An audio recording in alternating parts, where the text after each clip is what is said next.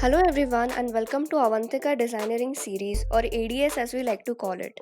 Every week on Wednesday, we feature design and technology leaders who share their professional journey, their thoughts on their domain of work, and designeering where the world of design and engineering meet. Make sure you follow us on social media, Instagram, LinkedIn, Facebook and Twitter. And with that, let's continue with your show.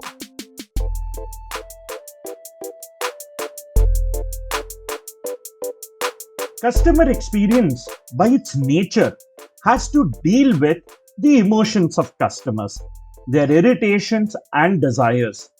But it must also deal with the business logic manifested in the processes and systems that deliver services to customers.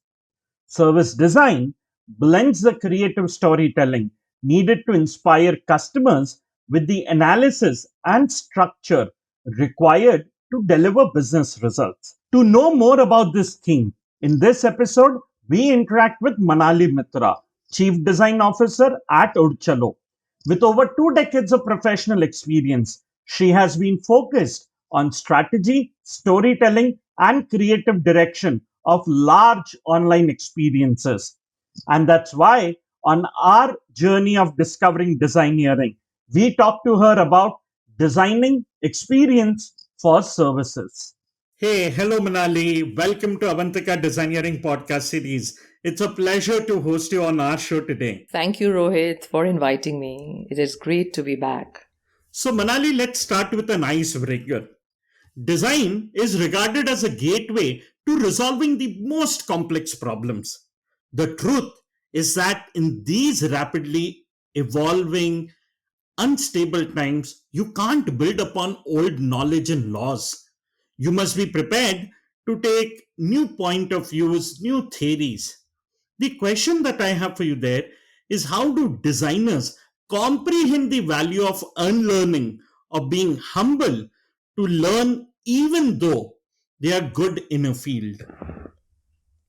Great question, Rohit. First, let me tell you, if a designer is not humble, it would have a negative impact on the collaboration and even on the end product. I always say that design and humility are interconnected.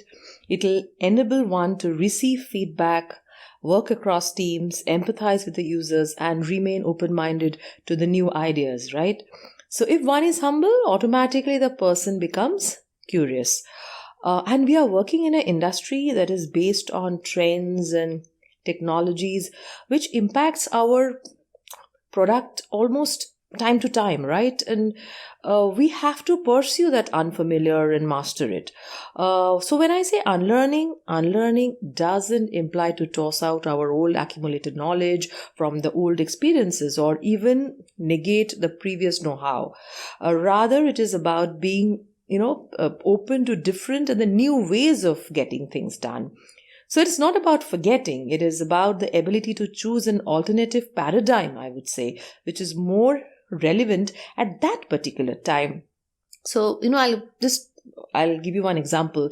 Last year, we adapted to the remote workshop facilitation, and it did not happen overnight. A lot of preparation, learning, unlearning, experimenting that happened and even happening. So I'll say don't be emotionally attached to any of your designs, process, or laws. Just let go. Be humble, be curious, and embrace experimentation. Wow, that's a really interesting outlook on that, Manali. And while we talk about this, let's talk about your work experience, your professional journey. With over 2 decades of experience, primarily in narrative and creative direction of broad online experiences, transitioning from studying literature to communication design to user interface and user experience design to facilitating design thinking workshops and certified Lego Serious Play facilitator, and recently completely designing a design studio, which is something entirely out of the ordinary. Wow, I must say this is quite an interesting journey. We would love to hear about the entire experience, entire professional journey of yours till now. Oh, that's a long journey, Rohit. All I can say, it has been a series of constant discoveries and new learnings.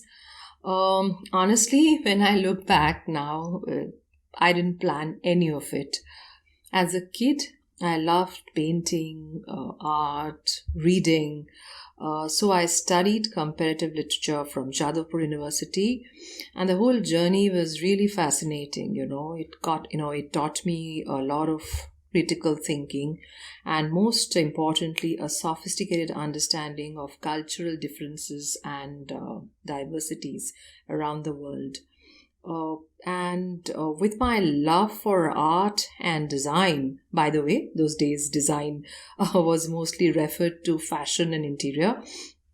And I love doing up homes, whether it was my own home or a friend's home. So I enrolled myself for an interior designing diploma course for 18 months at an institute called Exterior Interior, which ran in partnership with Jensen and Nicholson, just to understand the techniques like psychology of colors, grids, patterns, anthropometrics, and space planning, and so on. And I loved it. Unfortunately, I could not learn AutoCAD because those days computers hadn't come in.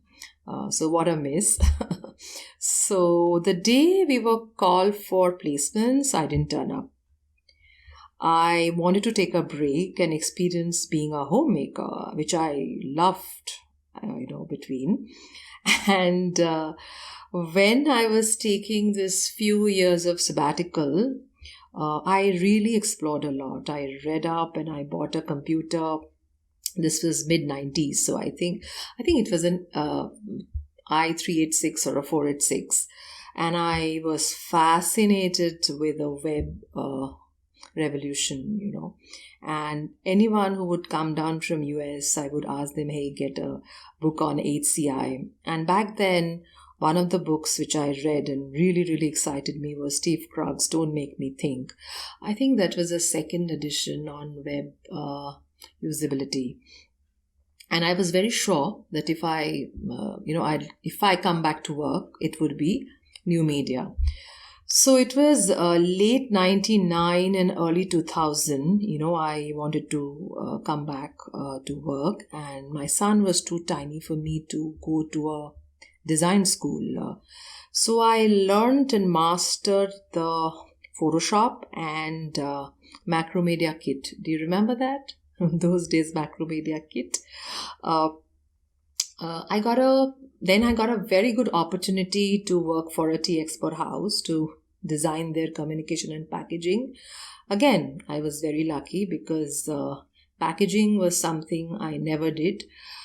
So when I joined this tea export house to do their websites and brochure, they just asked me whether I was interested in doing that. I said, why not? Again, a new learning. So I remember I would go to Malda. It's a small town in West Bengal, and explore the cane packagings there and test it. So yeah, I think again I had a very, very nice time there, and I learned a lot. That's the time, everybody wanted a website for their, for something else, some company or organizations. So I partnered with a friend of mine, and we had this small agency where we would just design websites and digital presentations. Again, it did very well because everybody wanted a website. And if you look back, those days design was more of an output. I mean, it was really not a part of, or it was not an integral part of any process. Right? Like now there was no user research. Now we do like end to end. From user research till the user testing. Thank God we've come a long way. Thank God for that. So then I moved to Delhi, and I worked for a UK online marketing company. And one of the significant changes I did in Delhi was to join Oxygen. It was an ad agency where I helped them to set up their interactive media outfit. that was actually a lot of, I think that's the time the UX, everybody was getting used to UX. Though we hardly use the terminology UX, it was more of an interface, it was more of a interface design. But yes, slowly they were getting. So I read up a lot on UX those days. Then I moved to Pune and worked for a startup and then a consulting firm. Then I moved to Bangalore to Harman, but my health just didn't allow me to stay there because of the pollens. I came back to Pune, joined the consulting firm, and I kind of set up their UX and the entire user research process. Now, when I was facilitating a lot of design thinking workshops, I love doing that. That is one of my favorites to, facilitate workshops. And I was looking for a tool actually, which would help me to unlock insights. And I was doing a lot of research, and that's the time I came across Robert Rasmussen's book on Lego Serious Play. This was around 4 to 5 years back, and I actually emailed him. And finally, last year, March, I was supposed to do the course, get certified under Robert, but it got pushed. But I was adamant, Rohit. I was like, it has to happen this year or not.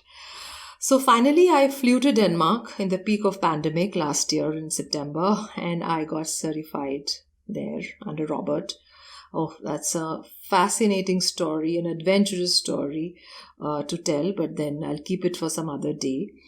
So Lego Serious Play, again, it's a wonderful tool, though unfortunately since last 6 months because of this lockdown, I couldn't apply it because it really works in a face-to-face workshop. But yes, I'm trying to master the art of 3D note-taking with Lego bricks, which I learned from Robert. And yes, in my last organization, I did design an entire floor. I always have a smile on my face when I say this. It was a lot of fun. At the same time, well, a lot of blood, sweat, and tears. But I'm glad the outcome did reflect the sensibilities I applied, and my team loved it. And that was my biggest reward, I would say. Well, and now I'm in Urchalo, which is a beautiful purpose, which is making the soldiers' life simpler. And yeah, that's a long journey, and it's full of risks and a lot of new learnings. And I'm sure that, in Urchalo, I'm looking forward to learn more things. So yeah, that's it. Wow. Hey, Manali, you never went to a D school or a design school. How did you learn the nuts and bolts of design and now leading a team of individuals who come from design schools? So I think my last response said a lot. And, as I told you, I'm very curious when it comes to new learnings, and I love asking the 5 whys in the house. Then most of my learnings have come from my experiences, the research, the experimentations, and then a lot of reading, and, applying them to the real time projects, failing and experimenting again and then succeeding, and the whole journey would go on like this. And that's how you learn, right?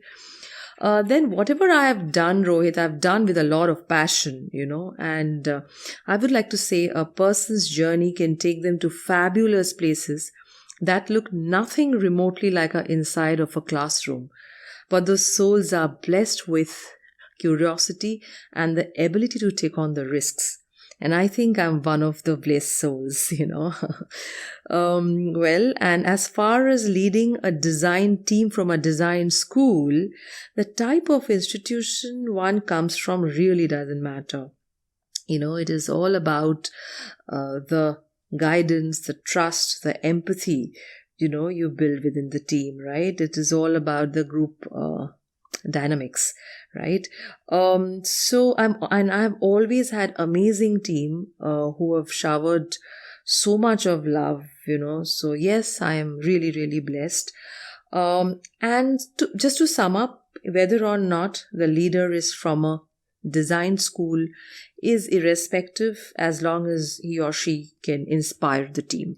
Wow, that's an interesting take in terms of leading and managing design teams. I think that's a very very interesting way of doing it.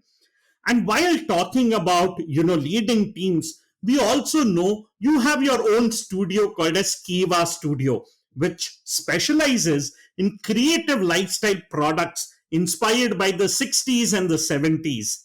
The product ranges from coasters, lamps to other home accessories. How did the idea of studio happen? How did you go about setting up Kiva Studio? Kiva Studio is my most loved but neglected child, Rohit.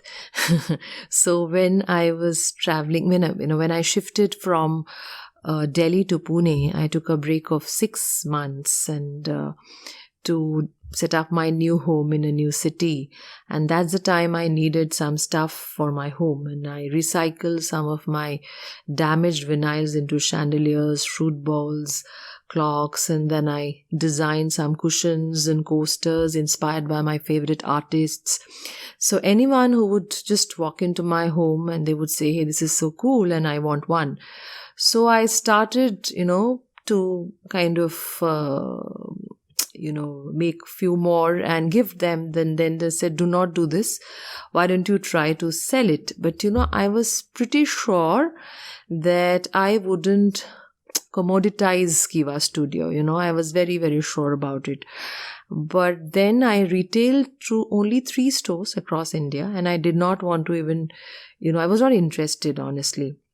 A lot of people told me that make it online and all that, and my website is also, it's not even, I don't know, it's not even working or not working. So right now I only retail through 1 store, which is called Either Or in Pune, and basically the objective of Kiva Studio was to share the sensibility with a like-minded person, because I did not expect somebody to buy a Franz Kafka tote bag or a Satyajit Ray tote bag, right? But then if it was sold, I had joy, not because I did not make money out of it, but somebody bought a tote bag, which was a Franz Kafka tote bag. So that was the joy which I got. So yeah, I mean, that's the story about Kiva Studio. So it's more about sharing sensibilities, and that's it.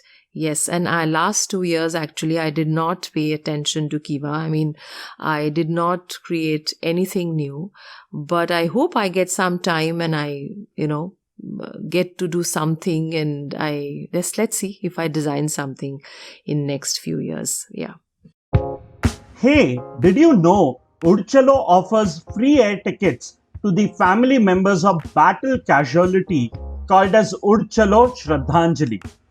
And the Urchalo booking office closest to the line of control in Uri, and the highest booking office is in Leh.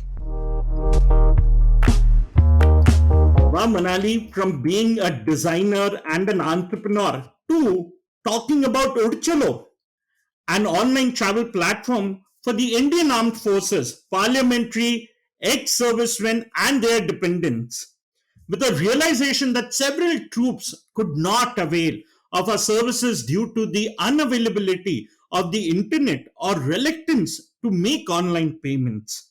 With your services one step closer to our soldiers by establishing air ticket booking counters pan India. Can you tell us how design can contribute to upscaling this experience for your customers?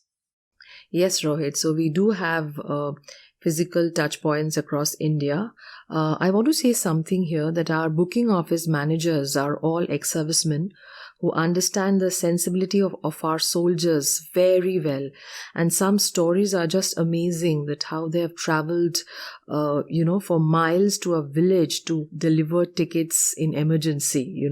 So honestly, the booking office managers are really doing their bit when it comes to the customer experience. And to answer your question, yes, there is a challenge of fragmentation of the ever expanding number of customer facing touchpoints. And so we have a very good marketing team who's working to build a consistent brand experience across the booths.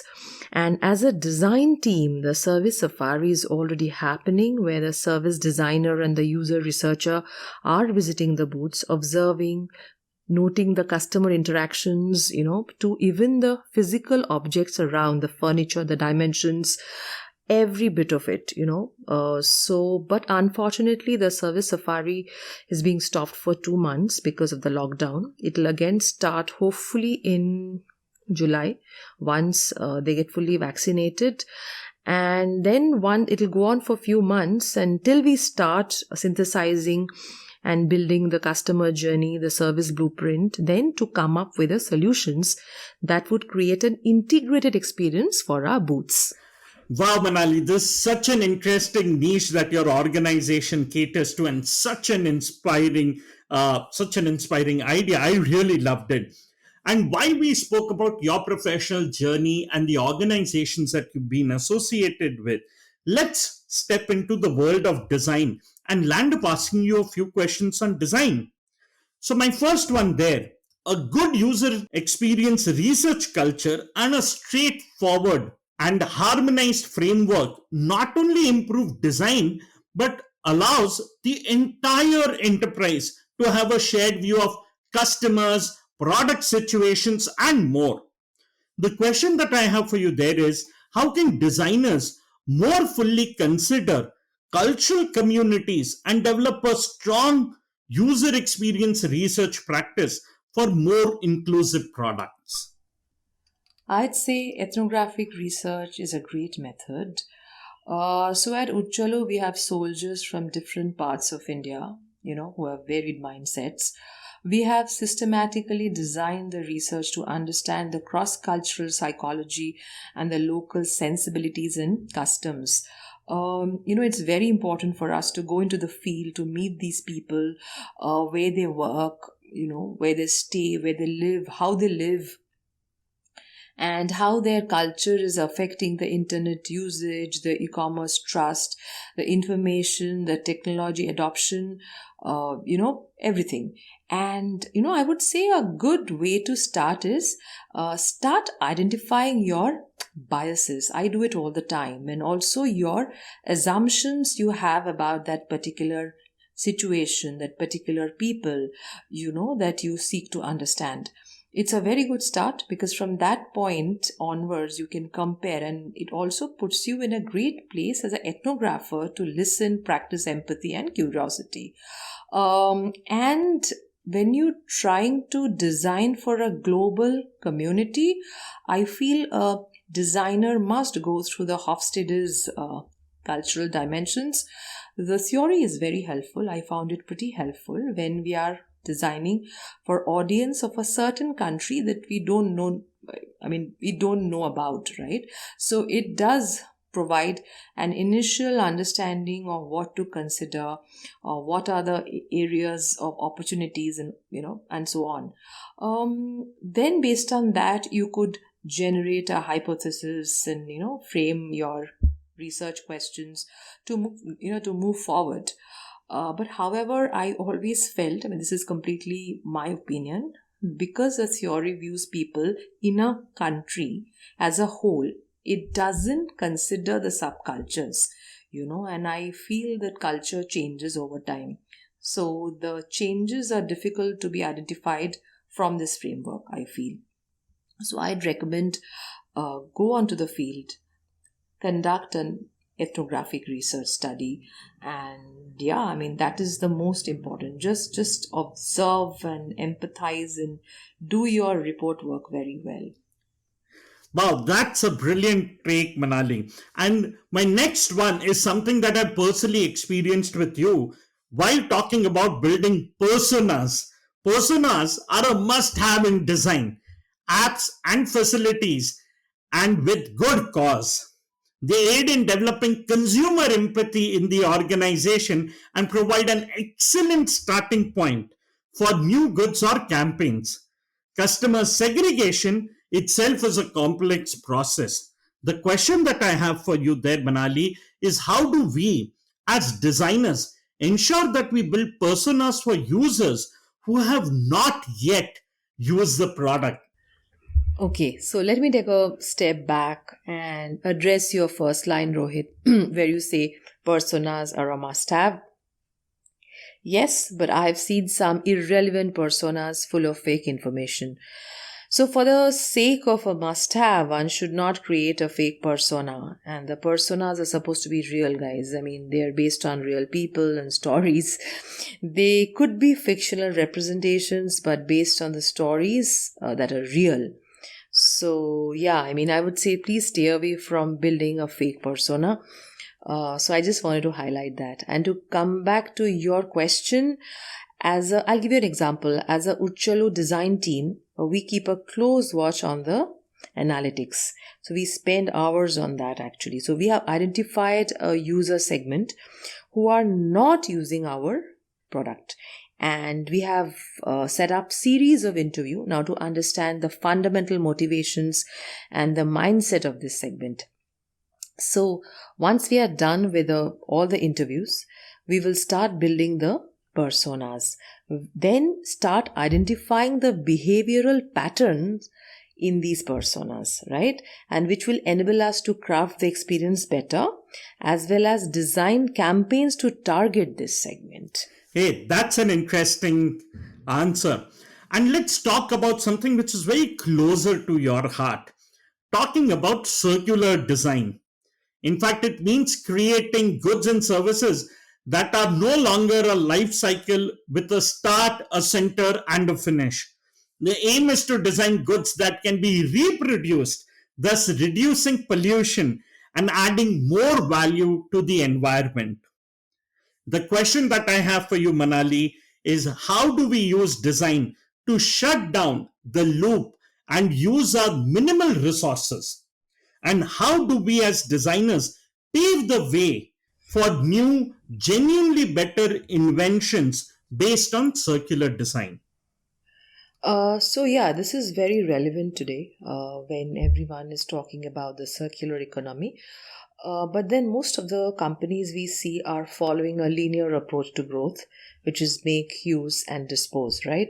But eventually it'll all have to change, for a better environment, right? So I would say systems thinking can really help us gain a deeper understanding of our impacts. And, I would say ask yourself what will happen over time? How might your product break down? What happens if it breaks down? Whether it gets reused or repurposed by a new user, or will it get repaired or refurbished, or, will it get recycled? So then after that, one has to make the smart material choices by asking the right questions. But then in our own small capacity, we should do our bit. Like, while designing the studio, I designed the shoe racks from the old PVC pipes. The lamps was from all old audio cassettes which were not used. Then I made settees out of old tires, right? So we all have to contribute in our own way to save this environment. Hey, did you know Urchalo call centers are operated by paraplegic and quadriplegic veterans at the Paraplegic Rehabilitation Center in Pune and Mohali? Wow, that's an interesting take on circular design. And moving our attention or the gear from the world of design to the world of technology. You've been associated, in fact, you are working with a tech company. So let's start talking a little bit about technology. Looking at the future of design, artificial intelligence, virtual reality, there is a growing responsibility we share to drive the right behaviors, habits, and outcomes on the intersection of technology and humanity. The question that I have for you is how can designers be the human advocate in this process? Yeah, there'll be a growing lists of wicked problems, huh? So I just want to say one thing, that please stay ethical and human centric. The goals should be aligned with the values and ethical principles of the community that you're designing for, and things will automatically fall into place. So these are just 2 cents from me. I don't think I need to say anything else. Wow, that's well said. And taking a cue from your answer, while talking about artificial intelligence, we are living in an age of quickly evolving technology, an era of virtual reality. It has shaped how professionals and companies interact and engage with each other. Technology should be utilized its full potential and continuously developed to ensure the best experience for all stakeholders. How will design as an industry change in future, considering topics like artificial intelligence driven tools and generative design, and how this will change the designer's role moving forward? I have a different opinion on this. I feel technology doesn't always ensure best experience, even when utilized to its full potential. Honestly, I wouldn't rely on algorithms to generate designs, especially in a creative field where we need to pay attention to every tiny, minute detail of the design. Well, some say it could save time, but I am not convinced by that. Because, we have to choose and iterate, that will take more time, because generative design, anyways, will rely on human centered feedback, right? So I strongly believe if we are designing for a human, it has to be by the human. So I do not see any change in the role of a designer. Wow, that was an interesting perspective. And Manali, while we would love to continue this conversation, but in the interest of time, it brings us to my last question. At Avantika University, we've coined the term designeering, a unique combination of design and engineering. Do you think both these concepts blend in your work and could help young designers achieve something exceptional? We cannot say as a designer that my left brain doesn't work, because design is driven by analytics. We need to analyze and synthesize the data that we get from the user research. So both the brains need to work, need to function equally when we have to craft a delightful experience for our end users. And as a designer, we define interfaces and interaction models like chatbots and voice interaction and so on, that have to be engineered to bring them to the real world, right? So design and engineering are anyways inseparable, we all know that. And I like to say that, like the name and terms are always great, but then we should be sincerely practicing it. And I'm sure the students are gaining something out of these podcasts. Hey, thank you so much for validating our philosophy and concept. Thank you so much, Manali, for doing this conversation. I thoroughly enjoyed this conversation, and I'm sure our listeners are going to have a lot of take home from this conversation. Thank you so much for doing this along with us. It was my pleasure to talk to you, Rohit, and thank you again for inviting me here. Hey, welcome to our news segment where we are hosting a design startup studio tricycle brand solution this month. And today we are getting into conversation with the co-founder Kaushik Saha. Kaushik, welcome to our show. We would like you to share some of the work that you have executed for your clients till date. What are the kind of customers, their problems that you've created solution for? We'd love to hear some examples from you. Yeah, hi. Thank you, Rohit. Thanks for asking me this question, because this is a very valid question. Because getting in, as Samedev mentioned earlier in the last episode, we love to address business problems. We are not, while we are all about strategy and design, but we believe that it should definitely address a business problem, and it is not just about aesthetics, which should matter much. Aesthetics is always about beautifying the solution is what we do, right? To give you a few examples, I would really want to take. I want really want to begin with real estate here. We are in a prime real estate market, and we had this client who, so a very big name in the real estate market in Pune, and uh, the client, they belong to the affordability segment, value for money segment. They always thought, that we are the kings of what we do. One fine day they decided that they wanted to get into the premium segment, right? But it's not as easy as just saying it. It doesn't happen because you've been, for decades, you've been in the value segment. People know you as a value player. It took some time. So we said, you know what, okay, fine, let us just go back. Let us study what you are. Let us study where you belong to, and then come back maybe with the next discussions we'll have is, probably arrive at what needs to be done. So we took a few days, we understood, we found out, and the strongest point what we analyzed was, yes, this is a big brand, but the segment they operate out of was a completely different segment, right? So uh, getting into a premium segment from being a value player doesn't match at all. So we had to go to the client, and we had to tell the client this. There again, this is something that it becomes a big challenge to tell the client, you know what, you don't belong here. You need to first belong here. The client doesn't take it, especially an established player would not want to listen to something like this, and that's where the challenge comes. So we had to stick our guns and say, you know what, you are a big player, yes, acknowledged, but you are a non existent player when it comes to the premium segment. And if you bring in the same name to the premium segment, it is going to be very difficult for people to acknowledge the new entity that you want to create. So the client just fell off his chair and said, "What are you saying? You saying you don't want me to use my name?" I said, "Exactly, that's right.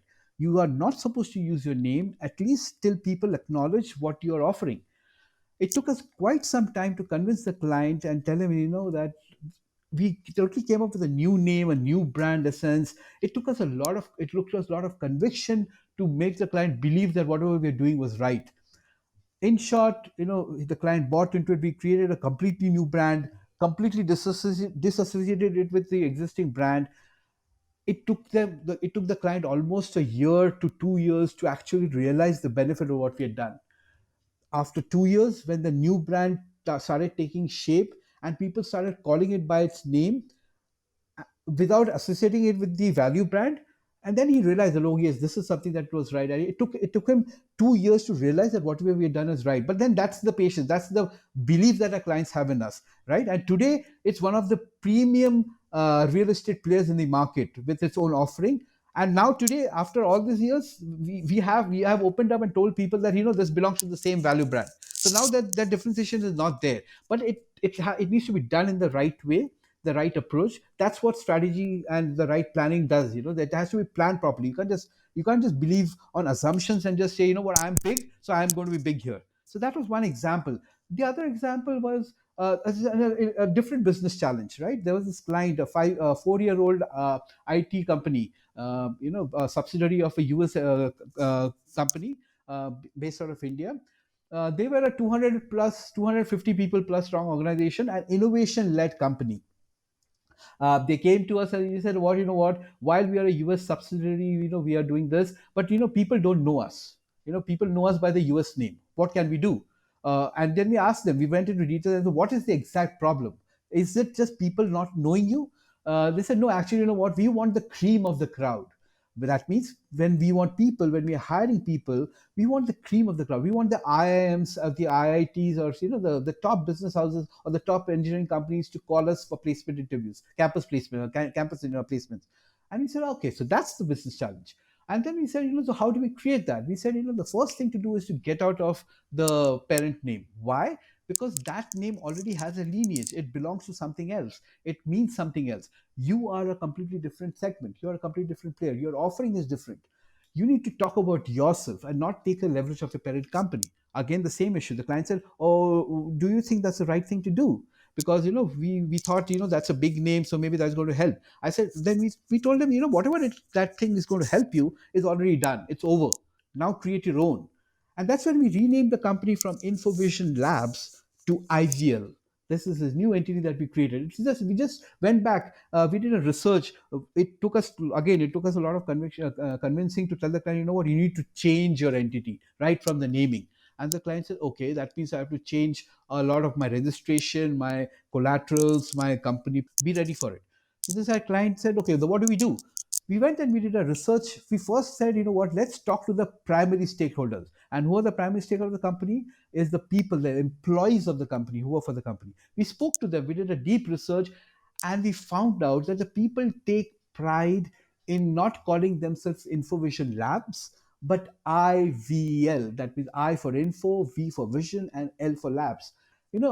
Unofficially, they love to call themselves IVL. And I said, that's it. That's what you are. You are IVL. That runs in your genes.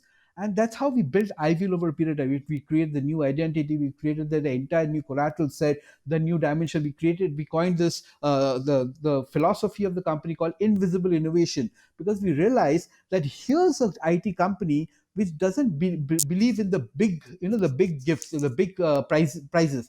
They believe in making small change.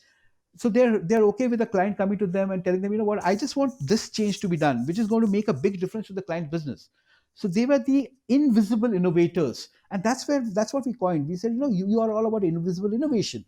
And that's what we coined the slogan. We coined their tagline, which said power of possibilities, because everything is possible when you think fresh, you think alike, right? And the entire exercise took shape, and then we created the entire field of the client. We created a complete new company, and we presented it in such a way that from today, after 3.5 years to 4 years, the company from a 200 people organization stands at almost 1,700 people plus, with 5 offices across globally and growing. Right, so that's how it took shape, and not only that, the challenge about IIMs and IITs calling them, that's what happened. The big institutes started calling them for placements, so they achieved that. Today people understand when they say IVL, they know it. So that's another thing. Super. That's a great case study, Kaushik. I think we our listeners definitely realize the impact of branding and partnering with you. Thank you so much for sharing this, Kaushik.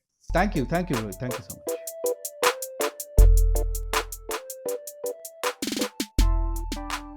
Hey there, we hope you enjoyed our show. Do write to us on ads@avantika.edu.in. We look forward to your opinions, feedbacks, and suggestions of speakers you would like us to host on this show. Do tune in our channel next week on Wednesday for a new story on Hubhopper or wherever you get your podcast from. Follow us on Facebook, Instagram, LinkedIn, and Twitter.